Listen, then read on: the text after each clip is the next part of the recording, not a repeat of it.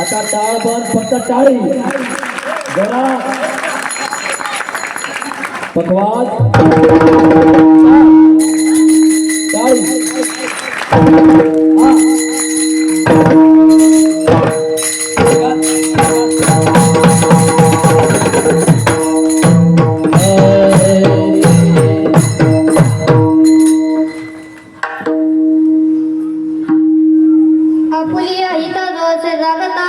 Apulia हिता रोचे जागता धन्य माता पिता तयाचिया कुळी कन्या पुत्र होती जे सत्विक तयाचा हरिक वाट देवा गीता भागवत करीती श्रवण गीता भागवत करीती श्रवण अखंड चिंतन विठोबाचे कुळी कन्या पुत्र होती जे सत्विक तयाचा हरिक वाट देवा तुका म्हणे मज घडो त्यांची सेवा तुका म्हणे मज घडो त्यांची सेवा परी माझ देव पार नाही कुळी कन्या पुत्र होती जे सत्विक तयाचा हरिक वाट देवा विठ्ठल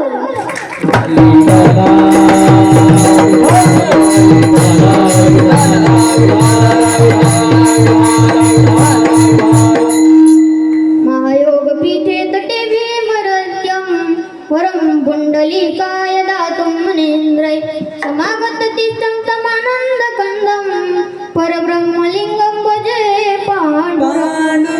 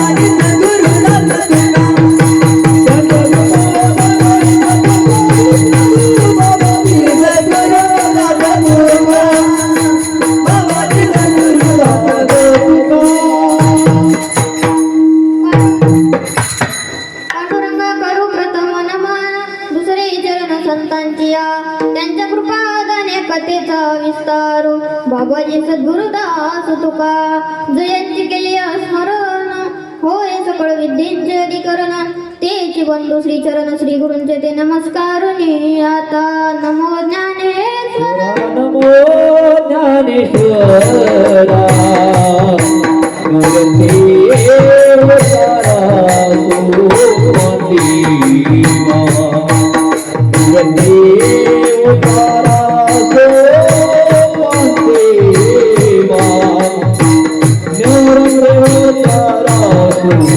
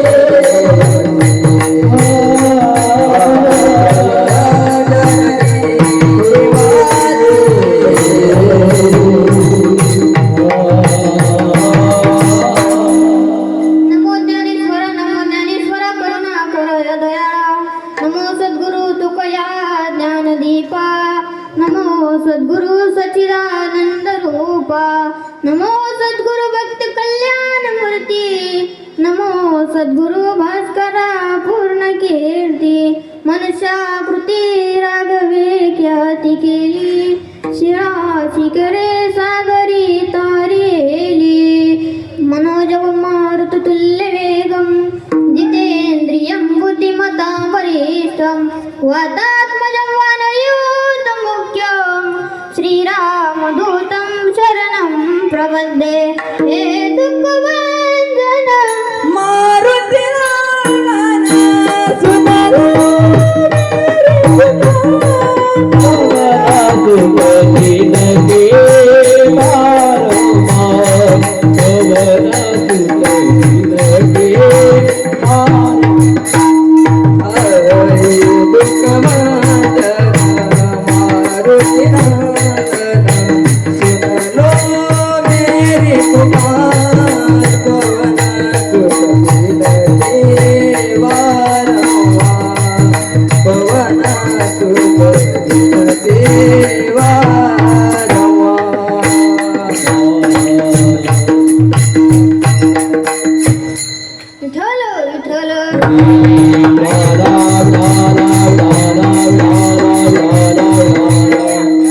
आपुल्या हिताचे जागता धन्य माता पिता तयाच्या कुळी कन्या पुत्र होती जय सात्विक तयाचा हरिक वाट देवा प्रस्तुत प्राप्त प्रसंगी प्राप्त स्थळी भगवंत चरणारविंद सेवा समर्पित करण्याकरता जमलेले भाविक भक्त व भक्तिमती मातांच्या समोर कीर्तन रूपी सेवेकरता घेतलेला अभंग महान भगवत भक्त वैराग्य शिरोमणी देहू निवासी संत श्रेष्ठ जगद्गुरु तुकाराम महाराज यांच्या अभंगगाथेतील वारकरी संप्रदायाच्या पंचमवेदातील संत प्रकरणातला 4 चरणाचा उत्कृष्ट असा अभंग आहे. या अभंगातून जगद्गुरु तुकाराम महाराज आपल्या हिताच्या ठिकाणी जागे असणाऱ्या आई वडिलांना धन्यता देतात. विठ्ठल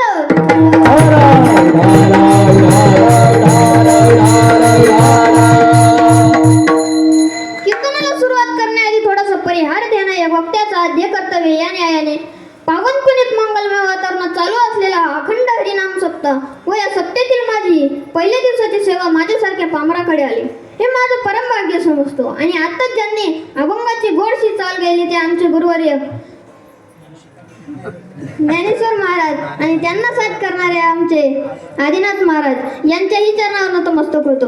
आणि मृदुंगाला गोडशी साथ करणारे आमचे गुरुवर्य सचिन महाराज यांच्याही चरणावर नतमस्तक होतं. आणि माझ्यासारख्या पामराचं या ठिकाणी ज्यांनी कीर्तन ठेवलं ते आमचे गुरुवर्य शशिकांत महाराज, गुरुवर्य सचिन महाराज, गुरुवर्य शांताराम गुरुजी, गुरुवर्य साधू महाराज यांच्या विचारणार नतमस्तक होतो आणि कीर्तनाला सुरुवात करतो. विठ्ठल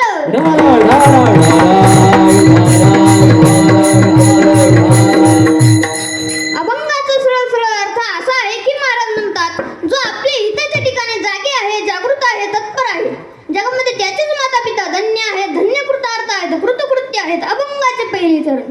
मग आपल्या हिताच्या ठिकाणी जागे असणाऱ्या कन्या असो वा पुत्र असो, ज्या कुळात जन्माला येतात त्यांचा हर्ष देवाला होतो. अभंगाचे दुसरे चरण. आणि ज्यांचा हर्ष देवाला होतो असे ते नेमके करतात तर काय, तर महाराज म्हणतात ते गीता भागवतचं श्रवण करता आणि अखंड विठोबाचे चिंतन करता, म्हणूनच त्यांचा हर्ष देवाला होतो. अभंगाचे तिसरे चरण. आणि शेवटच्या चरणात सांगण्याकरता महाराजांना विचारलं, महाराज तुमचं काय म्हणणं आहे, तुमची काय इच्छा आहे. महाराज म्हणतात माझं एकच म्हणणं आहे, एकच इच्छा आहे, जो आपल्या हिताच्या ठिकाणी जागे आहे, जो गीता भागवतचं श्रवण करतो त्यांची मला सेवा घडावी. त्यांची जर मला सेवा घडली तर माझ्या भाग्याची परम सीमा असेल. विठ्ठल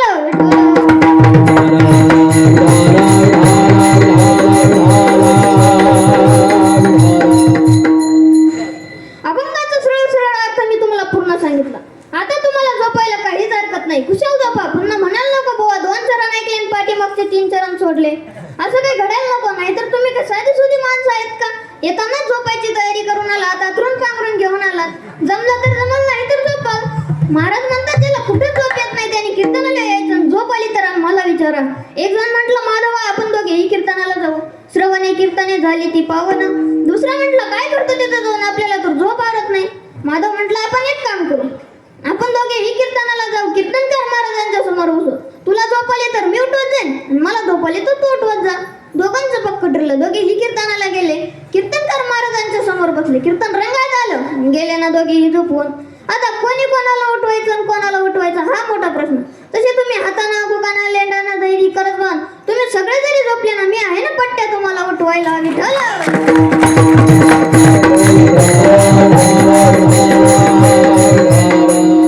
आता एक काम करायचं, तत्परतेने दक्षतेने चित्त देऊन ऐकायचं.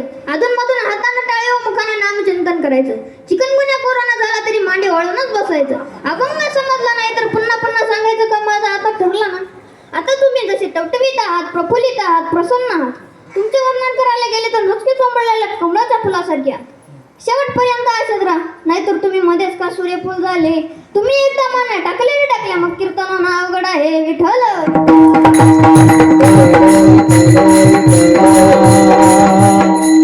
आता 10 मिनिटं कीर्तन बाजूला ठेवूया आणि हिंदू धर्माकडे येऊया. हिंदूंचे मुलं अजून सुधारलेले नाहीत महाराज. ते एवं धर्माचे मुलं पहा, जेव्हापासून त्यांना बोलता येतं तेव्हा त्यांना पहिले धर्माची प्रार्थना शिकवली जाते. आपले 25 वर्षाचे तोंडी झाले त्यांना पसायदान माहित नाही. खूप शोकांतिक आहे महाराज हिंदू धर्माचे. अरे जो 65 किलोची तलवार चालवतो त्याचं नाव यसाजी, जो 2000 सैन्याशी एकटाच असतो त्याचं नाव बाजी, जो हात तुटल्यावरही शत्रूशी लढत राहतो त्याचं नाव तानाजी, जो 8 तासात घोडा दिल्लीहून पुण्यात आणतो त्याचं नाव धनाजी, जो छत्रीच्या छावणीत घुसून छत्रीच्या छावणीचा कळस कापून आणतो त्याचं नाव संताजी, जो ढाणेवागाला उभा सामोर जाऊन त्याला उभा पाडतो त्याचं नाव संभाजी, जो या सगळ्यांना एकत्रित घेऊन स्वराज्याचं तोरण बांधतो त्याचं नाव छत्रपती शिवाजी. हिंदूंनी आदर्श कोणाचा घेतला पाहिजे? हिंदूंनी आदर्श छत्रपती शिवाजी महाराजांचा घेतला पाहिजे, धर्मवीर संभाजी महाराजांचा घेतला पाहिजे, लोकमान्य टिळकांचा आदर्श घेतला पाहिजे. पूर्वीचे महापुरुष म्हणायचे तुम मुझे खून दो मैं तुम्हें आजादी दूंगा. आताचे तरुण पोरं म्हणतात तुम मुझे तंबाखू दो मैं तुम्हें सोना दूंगा. काय शोकांतिक आहे महाराज हिंदू धर्माची. त्यांनी नवीनच गाणं काढून टाकले, ते लक्ष नाही का? हे पहा असे हात करतात, ते तंबाखूची पुडी घेताना असे वाटतं. इंग्रज भारतात आले, त्यांनी सफेद झेंडा फडकवला, त्यांची चळवळ सुरू झाली, त्यांना थापलं गेलं, काहींना फेकलं गेलं, भारत स्वतंत्र झाला. असे काही काही नवीन गाणे काढून टाकतात. हे आत्ताचे तरुण, पूर्वीचे तरुण गायचे, वाजायचे, पोडे करायचे, एक पोडं सांगतो पुढे चालतो. किंमत केली दुधाची आई तुझ्याची जाग, किंमत केली दुधाची आई तुझ्याची जाग, जल महाराष्ट्राचा जगवानी राग, जल महाराष्ट्राचा जगवानी राग.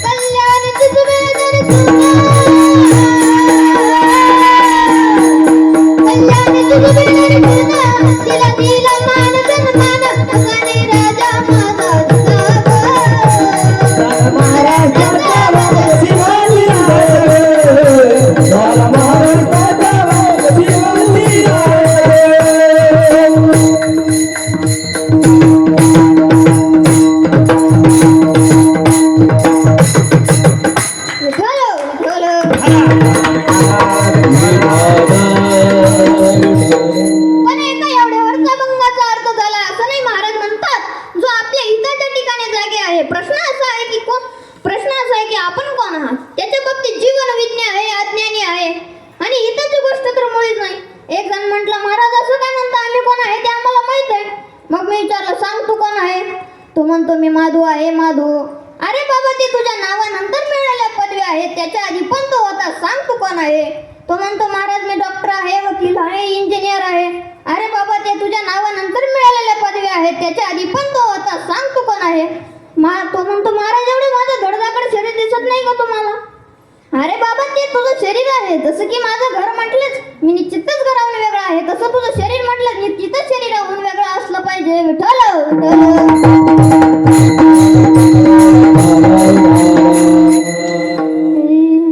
औटा हात का मानव दे अल्लाह ने दिया, औटा हात का मानव दे अल्लाह ने दिया. खाया पिया सुख से सोया ना सुख किया, खाया पिया सुख से सोया नाथ जमाना खोया, कमल मुखरा भजन को दिया, कमल मुखरा कमल मुखरा भजन को दिया, कमल मुख भजन को दिया.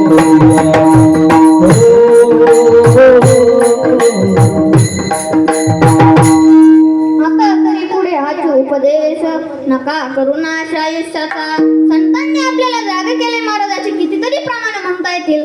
संत आपल्याला जागे करतात. महाराज 13 वर्षापासून कीर्तन ऐकतोय, जाग केले जाग केले जाग केले. बरं केलंय जाग कुठं कुठं केलंय लक्ष देऊन ऐका.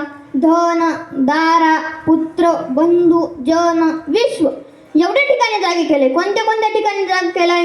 धन, आता धनावर कोणी बोलायचं, धनावर बोलायचं की नाही असं काही नाही. धन द्यायला विरोध नाही, धन घ्यायला पण विरोध नाही. पण कोणाचं धन घेता इथं जागरा, कोणाला धन देता इथं जागरा. कोणाचंही धन घेत जाऊ नका. भावाचं घेऊ नका, पापाचं घेऊ नका, गावाचं खाऊ नका, मंदिराचं खाऊ नका. कोणाचंही धन घ्यायचं नाही. त्या सातारा कोल्हापूर भागात एक भाऊराव पाटील होऊन गेले. ज्या त्या काळी जे ते माणसं समाजासाठी कामी येत असतात. त्या काळी महाराज गोरगरिबांच्या पोरांना त्या भाऊराव पाटलांनी वारकरी शिक्षण संस्था टाकली. त्याचं कारण त्या काळी माळी कुणबी मराठा मातंग मुस्लिम या बहुजन समाजाला शिक्षण मिळत नव्हतं. शिक्षण मिळायचं ते ब्राह्मण लोकांना, आपल्या बहुजन समाजाला शिक्षण मिळत नव्हतं. मग त्यांची संस्थेचा असा नियम होता, विद्यार्थ्याला फी नाही, शिक्षकाला पगार नाही. आणि त्यांचं छत्रपती शिवाजी महाराजांवरही फार प्रेम होतं. मग त्यांनी काय केलं, गोरगरिबांच्या पोरांना शिक्षण संस्था टाकली आणि त्या संस्थेचं नाव छत्रपती शिवाजी महाराजांचं दिलं. मुलं यायला लागले, मुले यायला लागले, अभ्यास करायला लागले, शिकायला लागले, मोठे व्हायला लागले, स्वतःच्या पायावर उभे राहायला लागले. शिक्षण दिलं ना, हे शिक्षण वाघिणीचं दूध असतं. ते आपल्याला मोठं बनवतं, गुरगुर करायला लावतं, श्रीमंत बनवतं. आणि कोणी काही चांगलं काम करत राहिलं ना, त्याला मध्येच काही पण अडचण येते. वाईट कामाला कदाचित अडचण येत नाही. असंच मोठं अडचण आलं. ती अडचण म्हणजे एवढा मोठा दुष्काळ पडाला की 2 वर्ष पाऊस नाही. 2 वर्ष पाऊस न पडाल्यामुळे जे गोरगरिबांच्या पोरांना जे गावातले लोक धान्य आणून द्यायचे ते बंद झालं. भाऊराव पाटलाचं जीवन तुटायला लागलं. त्यांनी काय केलं, आपल्या पत्नीच्या गळ्यातले मंगळसूत्र मोडले आणि गोरगरिबांच्या पोरांना धान्य घेऊन.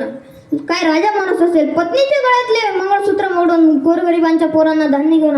लोक त्याला दानवीर म्हणायला लागले, कर्मवीर म्हणायला लागले, धर्मवीर म्हणायला लागले. खूप चांगलं केलं. पण अजून 2-3 महिने पोरांचं जेवणाचा प्रश्न होता. एका सावकाराला कळालं की कोणीतरी भाऊराव पाटील आहे, गोरगरिबांच्या पोरांना शिक्षण देतोय. त्या भाऊराव पाटलाने पत्र लिहिलं. पत्रात मजकूर लिहिलेला होता, भाऊराव पाटील पत्रास कारण की उद्या सकाळच्या पहिल्या एसटीने या, मी तुम्हाला एक टेम्पो भरून धान्य देतो. खूप आनंद झाला. सकाळच्या पहिल्या एसटीनं साताराला गेले. मोठा मंडप लावलेला होता, 200-400 खुर्च्या लावलेल्या होत्या. त्या भाऊराव पाटला करता खुर्च्या लावलेल्या होत्या, साऊंड सिस्टीम लावलेली होती, जरीचा फेटा आणलेला होता. भाऊराव पाटीलांना खुर्चीवर बसवलं, जरीचा फेटा बांधला आणि त्यांचा सत्कार केला. आणि तो सावकार माईकवरती बोलायला लागला, पाटील तुम्हाला मुजरा आमचा, तुम्ही गोरगरिबांच्या पोरांना शिक्षण देताय. खरंच पाटील, खरंच मुजरा आमचा. तुम्हाला जेवढं लागेल तेवढं धान्य घेऊन जा, जेवढं पाहिजे तेवढं धान्य घेऊन जा. पण तुमच्या संस्थेला जेवढं लागेल तेवढं धान्य घेऊन जा. पण आमची एक अट आहे. त्या 8 शब्द ऐकून भाऊराव पाटलाने असं वरती पाहिलं. कारण त्या काळी अटीला वचनाला मान द्यायचे. आता अटी काय आणि वचन काय. तुम्ही जर एखाद्या मित्राला 10,000 रुपये फोन पेला टाका, तो परत तुमची गाठच घेत नाही. कुठं मंदिरात नाही, रस्त्यावर नाही, गाडीत नाही, कुठंच नाही, परत तुम्हाला भेटतच नाही. आता ते राहिलं नाही. श्रद्धा विश्वासची गाठी कशाचं काय. मग त्या पाटलाने विचारलं, काय अट आहे, आम्हाला जमतं काय काय बरं. सावकार म्हटलं, जमतंय, तुम्हाला जेवढं लागेल तेवढं धान्य घेऊन जा. पण आमची एक अट आहे. ती अट म्हणजे तुमच्या संस्थेला जे छत्रपती शिवाजी महाराजांचं नाव दिले तेवढं बाजूला करा आणि माझ्या वडिलांचं नाव लावा. अरे डोळे लाल झाले, डोळे लाल झाले. जरीचा पिठा खाली आदळला आणि सावकाराच्या हातातलं माईक घेतलं आणि सांगितलं, सावकार तुम्ही एकदा माझ्या बापाचं नाव बदलायला सांगितलं असतं तर मी कदाचित बदललं असतं, पण संस्थेला दिलेल्या छत्रपती शिवाजी महाराजांचं नाव हे बदललं. आता मला सांगा, घ्यायला पाहिजे होतं का नाही? नाही. ते कोण देता इथं जागा राहिले आणि कोणाचं घेता इथं जागा राहिले, कोणालाही देत जाऊ नका. त्याचा थोडा विचार करत जा, पात्राचा विचार करत जा. वारी करतो का, पंढरपूरला जातो का, हरिपाठ पाठ आहे का? तुम्ही जे पंढरपूरला जाता ते महादेवरावरती ते भिकारी बसलेले राहतात, ते काय म्हणत असता, 1-2 पैसे द्यावे धर्मा, आशीर्वाद लगे तुमच्या मुलाले कराच. तुम्हाला वाटतं 100ची नोट देऊ का 500ची नोट देऊ? तुम्ही जर त्याला 100 रुपये दिले, तो जर दारू पिऊन आला तर नाही. कोणालाही दान देत जाऊ नका, कोणाचंही घेत जाऊ नका. सर्वभूती द्यावे अन्न, अन्न द्या, अन्न द्यायला विरोध नाही. जोडून या दान उत्तमा व्यवहारे, जोडून या दान उत्तमा व्यवहारे.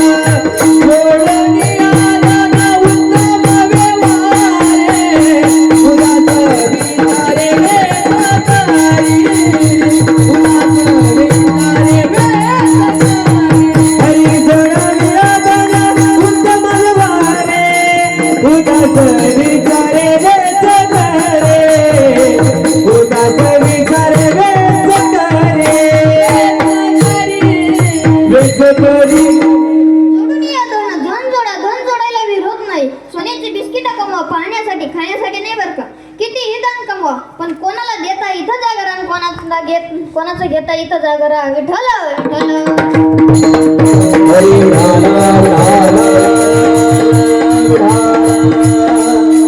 तुम्हाला सांगू, हे पासून तर जरपर्यंत डिग्री मिळवलेले माणसं सुद्धा मी ज्या बाबतीत अनभिज्ञ आहे, अज्ञानी आहे, त्यांच्याही मीचे ज्ञान नाही, मीची ओळख नाही. ते सोडा महाराज मोठमोठे शास्त्रकार सुद्धा नाही. मीची ओळख योग्याला नाही पूर्वमीमांसकाला नाही, नवे मीची ओळख योग्याला सुद्धा नाही. कारण योग्याची सुद्धा अशाच्या परीक्षेत वृद्धात्माच्या परीक्षेतला गेलेले आहे. हो विठ्ठल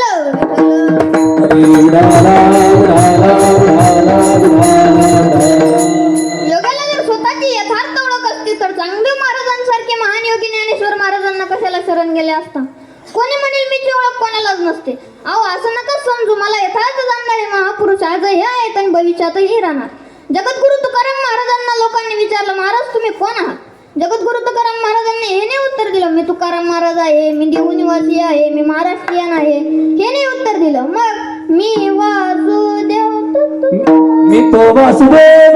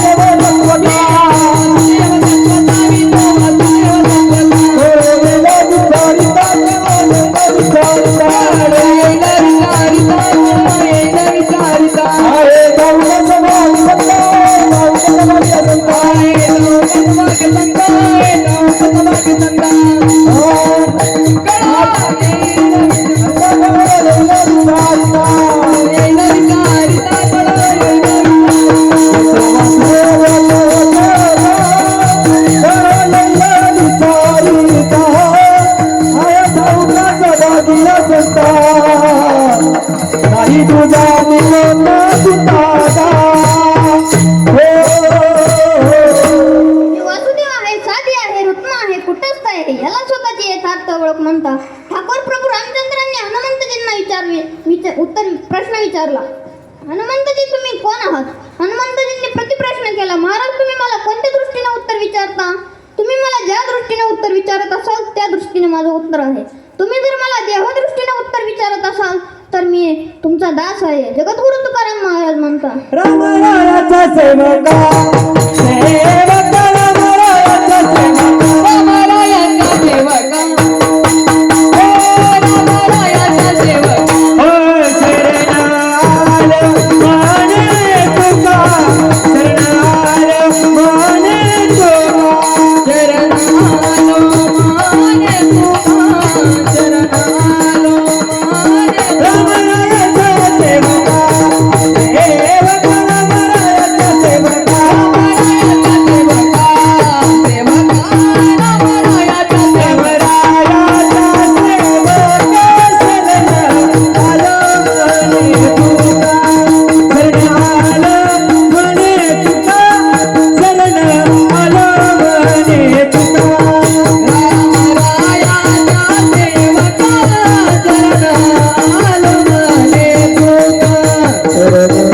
रामरायाचा सेवका रामरायाचा सेवका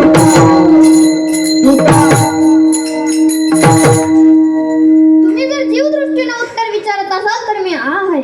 ममैवंश जीवलोके जीवभूत सनातना मनश्रेष्ठानि इंद्रियानि प्रकृतिस्थानि कर्षति. तुम्ही जर मला आत्मदृष्टीने उत्तर विचारत असाल तर तुम्ही मी एक आहे, तुझं माझं नाही भेद. केला सहज विनोद. मी कायम सांगत असतो कांद्याची मुळ्याची लसणाची चव वेगवेगळी, त्यांचा आकार वेगळा, त्यांची साईज वेगळी, त्यांचा कलर वेगळा, त्यांचा भाव वेगळा, पण प्रत्येकामध्ये पाणी मात्र एकच आहे. तसे रांजण महाड घागर कितीही वेगवेगळे राहू द्या, त्यात माती मात्र एकच आहे. तसे समुद्राच्या कितीही वेगवेगळ्या लाटा येऊ द्या, त्यात पाणी मात्र एकच आहे. तसे अलंकार वेगवेगळे असतात. कोणाकडे ते ब्रेसलेट असतं ते मनगटात घालायचं काय ते कोणाकडे कडा असतं, कोणाकडे गळ्यातली चैन असते. हे पुरुषांचे अलंकार. स्त्रींचे अलंकार हातातलं, पायातलं, गळ्यातलं, नाकातलं. नाकातलं म्हणजे नथनी. नथनी म्हणजे अख्ख्या भारताचा नकाशा. मुंबई, मद्रास, कोलकाता पर्यंत अशी मोठी नथ असायची. ती बाई जर चहा प्यायला लागली ना एक बाई धरायला लागायची, नाहीतर तिच्या आधीच ती उडी मारायची. आता ती राहिली नाही, आता शॉर्टकट झाली. कुठे कुठे तर शॉर्टकट ही राहिली नाही. तो मेहबूबा आला. मेहबूबा तर लग्नापासूनच मागं लागतो. कसा? बहारो फूल बरसाओ मेरा मेहबूबा आया है, मेरा मेहबूबा आया है.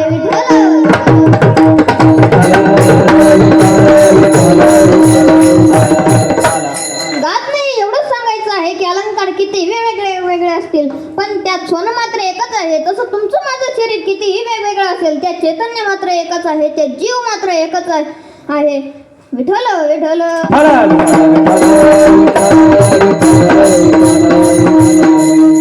हनुमंतरायाने सांगितलं, प्रभू आत्मदृष्टीने तुम्ही मी एक आहे. याला स्वतःची यथार्थ ओळख, स्वतःचा यथार्थ परिचय, स्वतःचं यथार्थ ज्ञान म्हणता. मी प्रसिद्ध उदाहरण त्या हस्तमालकाचं देत असतो. हस्तमालकाचा योग भ्रष्ट जन्माला आला. जन्माला आल्यापासून कधी हसला नाही, रडला नाही, बोलला नाही. हसला रडला का नाही? त्याला हसण्यासारखं रडण्यासारखं काही दिसलं नसेल. बोलला का नाही? त्याला बोललेला एक माणूस भेटला नसेल. आद्यगुरु शंकराचार्य धर्माचा प्रचार प्रसार करत हस्तमालकाच्या गावी गेले. त्या हस्तमालकाच्या आई वडिलांनी त्या भगव्या वेशांचा संन्यासाला पाहिलं. त्या संन्यासाचं दर्शन घेतलं आणि सांगितलं, महाराज आम्हाला एक मुलगा आहे, त्याला धड शान म्हणावं का वेड म्हणावं, वाटत तर घेऊन जा तुमच्या बरोबर. म्हटले याला व्यवहारात काहीच जमत नाही, घेऊन जा आमच्या बरोबर. आणि ज्याला व्यवहारात सगळे काही जमतं ते टाळाची टाळाटाळ करताय, असे आहेत ही लोक. मी एका जणाला म्हटलं चला हो कीर्तनाला. तो म्हणतो ते काय आपलं काम आहे का? मग मी विचारलं कोणाचं काम आहे? तो म्हणतो रिकाम्या माणसाचं काम आहे, मोकळ्या माणसाचं काम आहे. मी त्याला सांगितलं अरे रिकाम्या माणसाचं काम नाही, रिकाम्या होणारं काम आहे. विठ्ठल विठ्ठल.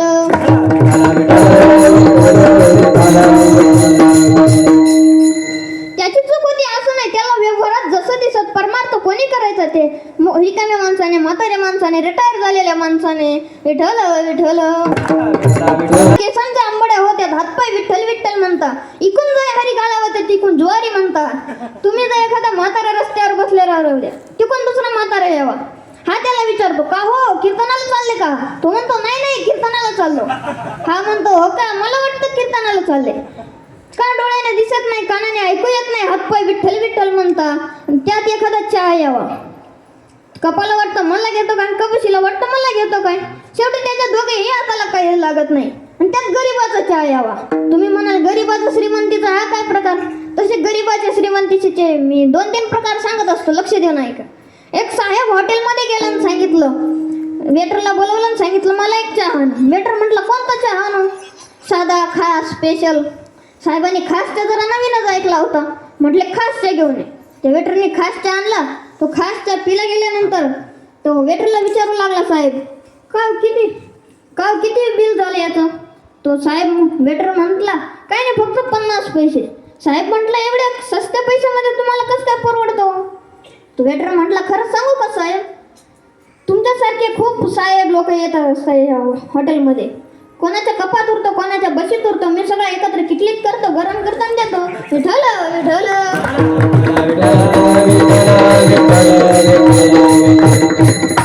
साहेब उलटे करायला लागला. आपण गरीबाचा श्रीमंतीचा चहा इथं होतो. गरीबाचा चहा कपही भरलेला राहतो, कपशीही भरलेली राहते, पिणाऱ्यापर्यंत कसा तरी पोचतो. हा गरीबाचा चहा. श्रीमंतीचा चहा, तुम्ही एखाद्या क्लास 1 अधिकारीच्या घरी जा, कपशी तर राहतच नाही, तिचा तो दुष्काळच राहतो, कपही अर्धा भरलेला राहतो. मध नाही पाहता, तुम्हाला डोळ्यानं दिसत नाही, तुम्हाला चहा पिता येत नाही, घरात कोणी बसू देत नाही, जा तिकडे सप्ताह चालू आहे. तुम्हाला माहित असेल, पूर्वी प्रत्येक गावात, प्रत्येक मंदिरात श्रावण सुरू झालं की पोथी वाचली जायची. ती पोथी ऐकायला माणसं कोणती? ज्यांना घरात कोणी बसू देत नाही ती.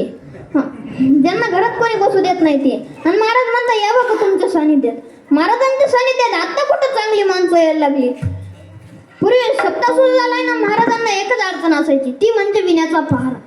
कीर्तन झालं, एखाद्याच्या गळ्यात विना दिला रे त्याला, तो सकाळपर्यंत आरडत ओरडत थकला. त्याच्याकडे कोणीच जायचं नाही. सकाळी इकडे तिकडे लोक जायला लागले. हा त्याला आवाज देऊ लागला, ओ दादा, ओ काका. मागं वळून पाहिलं, याच्या गळ्यात विना दिसला. मग यम दिसल्यासारखं वाटायचं. विठ्ठल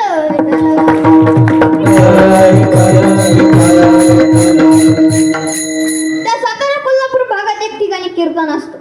त्या गावाचा असा नियम होता, जो विना खाली ठेवेल त्याची पत्नी मरेल. म्हणून लोक त्या विनाच्या भानगडीत पडतच नव्हते. कीर्तन झालं, एखाद्याच्या गळ्यात विना दिला, तो सकाळपर्यंत आरडत ओरडत थकला. सकाळी 5:30 वाजता दुधाचा टेम्पो आला, त्यातून किन्नर खाली उतरला. हा त्याला आवाज देऊ लागला, ओ दादा. त्याला वाटतं लगेच येतोय, म्हणतोय जातोय. हा बी पळत गेला, त्याचं दर्शन घेतलं, विना गळ्यात घेतला. हा गेला तर परत आलाच नाही. त्या ड्रायव्हरने कॅनही चढवले, फाटक ही लावले, गाडीत बसला, गाडी स्टार्ट केली. याला आवाज देऊ लागला, चल आपल्याला टाइम होतोय. हा विचार करू लागला, काय करू. तसाच गाडीत बसला, निघून गेला कोल्हापूरला. लोक सगळे आले, म्हटले विना कुठे गेला? म्हटले सप्त कुठे गेला? म्हटले कोल्हापूरला. विठ्ठल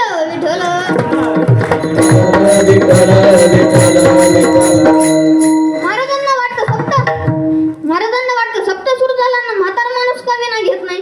बरं विना घ्या, चला बाबा. त्या बाबाच्या गळ्यात विना दिला नुसतं तारा वाजवत राहतो.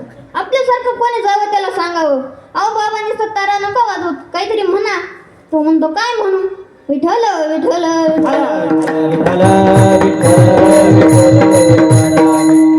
आता मला सांगा, आयुष्यात कधी विठ्ठल नाव उच्चारलेला नाही, अशा वेळेला विठ्ठल नाव उच्चारलेलं सांगितलं तर फार व्यवस्थित येत नाही. मग अशा वेळेला परमार्थ करता येत नाही.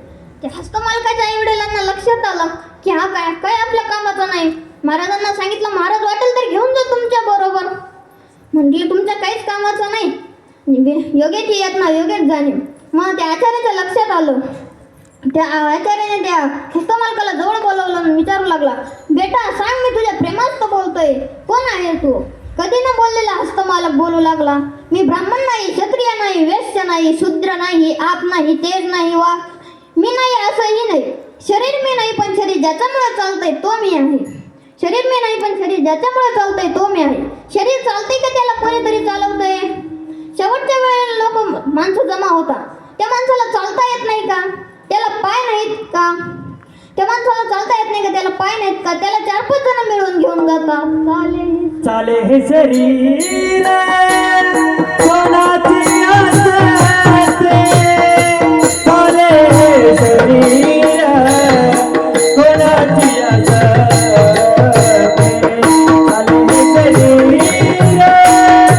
कोणाची असते, चाले हे शरीर कोणाची असते.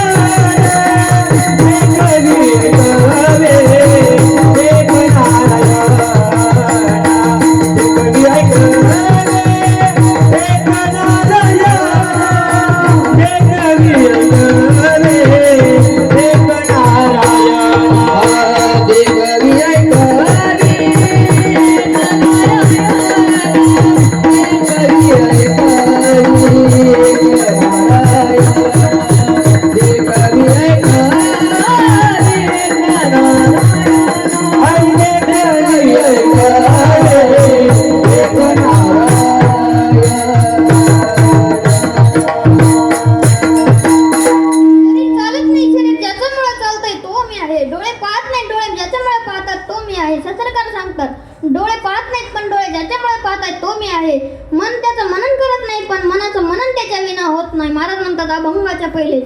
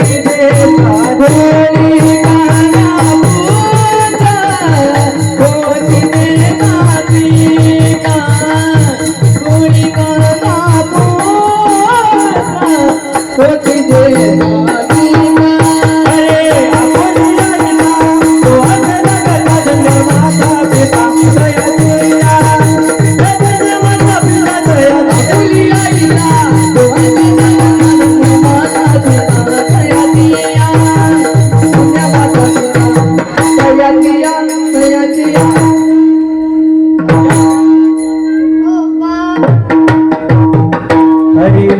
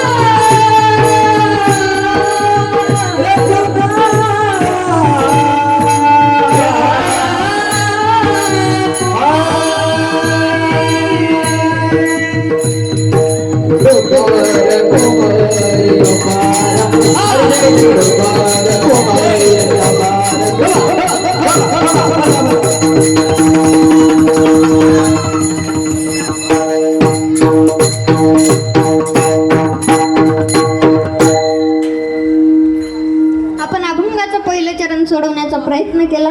जाता जाता एवढं सांगतो की आई वडिलांची सेवा करा. आता आई वडिलांची सेवा करायला लागली तर मुलं फक्त आईची सेवा करतात, बापाकडे कोणी पाहतही नाही. बाप काय असतो ते सांगतो, लक्ष देऊन ऐका. आई गेल्याशिवाय आईची किंमत कळत नाही आणि बाप झाल्याशिवाय बापाची किंमत समजत नाही. माय बापा हो, भारताला माता म्हणतात, पांडुरंगाला विद्या म्हणतात, ज्ञानोबरायला माऊली म्हणतात.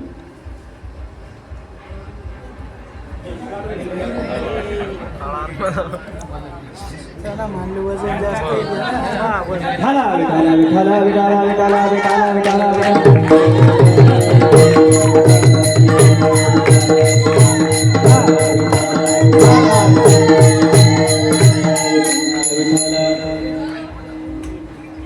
आई गेल्याशिवाय आईची किंमत कळत नाही आणि बाप झाल्याशिवाय बापाची किंमत समजत नाही.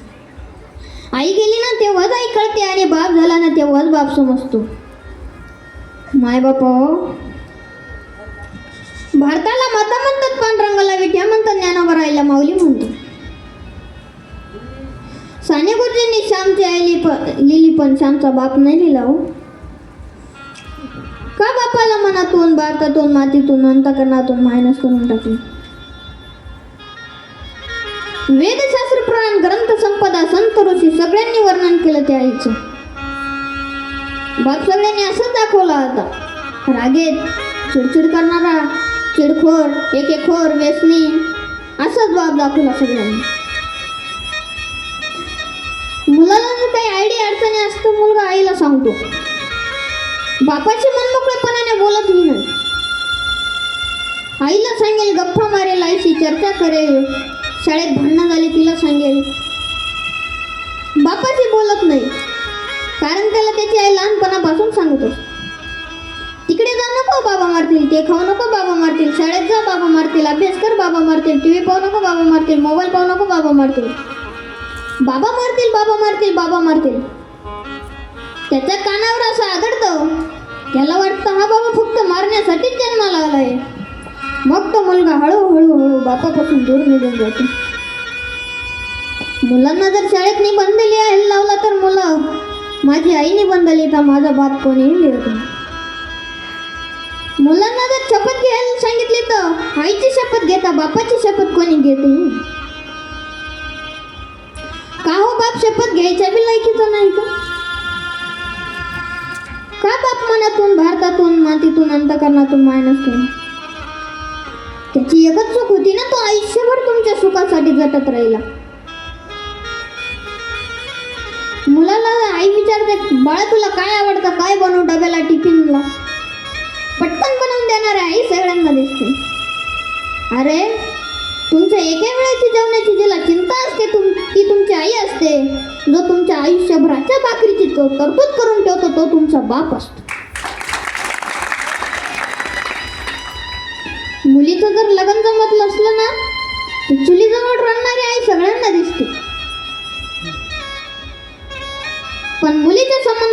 दारात झुजणारा बाप कोणालाच दिसत नाही. राम वनवासाला गेले म्हणून राम राम करत नाही, राम राम करत रडणारी माता कौशल्या सगळ्यांना दिसते. पण राम वनवासाला गेले म्हणून राम राम करत मेलेला बाप दशरथ कोणालाच दिसला. जणे काशी कळेल माझ्या बाळाला सावळ्या केसाला कोरड्या केसाच्या बाळाला वाचवा म्हणून रडणारी देवकी सगळ्यांना दिसते.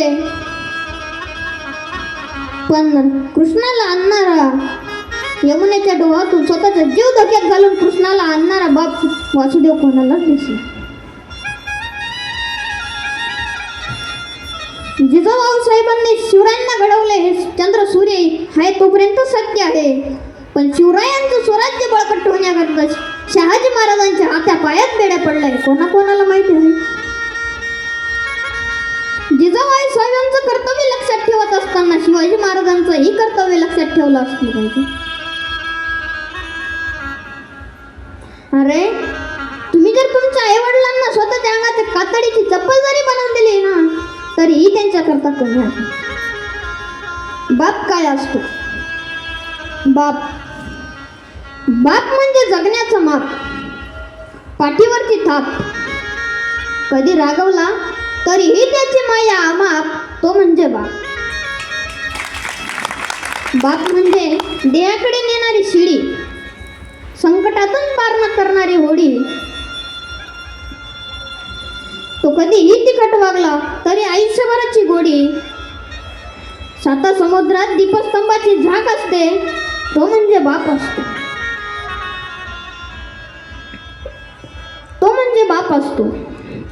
बाप म्हणजे जगणं आपोआप, तो म्हणजे बाप.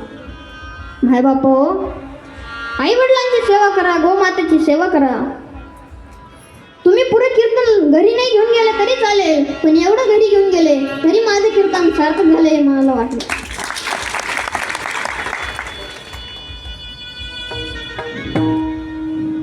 जाता जाता एवढंच सांगतो की आई वडिलांची सेवा करा, बापाची सेवा करा. काही वेडे वाकडे बोलला गेला असतं ते माझ्या वाणीचे दोष समजा, आणि काही चांगलं घरी घेऊन जाण्यासारखं असेल ते माझ्या गुरुवर्यांचा आशीर्वाद समजून घरी घेऊन जा. ज्ञानेश्वर माऊली ज्ञानेश्वर माऊली